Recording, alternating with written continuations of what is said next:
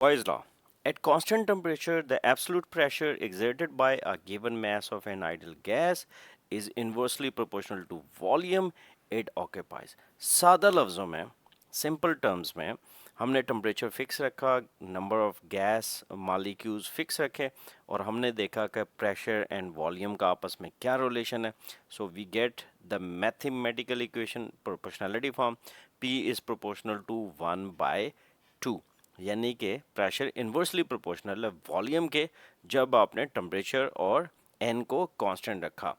Equation form में लाने के लिए P is equal to K over V and P V is equal to K. Initial and final states अगर आप consider करेंगे तो P1 V1 is equal to P2 V2 with constant temperature.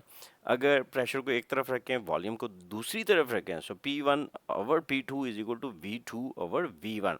तीन तरह के ग्राफ्स भी हम देखते हैं.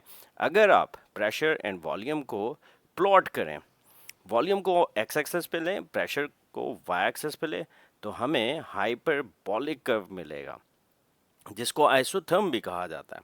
सेकंड ग्राफ, अगर प्रेशर को इन्वर्स ऑफ वॉल्यूम के अगेंस्ट प्लॉट करें यानी कि 1/v को एक्स एक्सेस पे और प्रेशर को वाई एक्सेस पे, we get a straight line.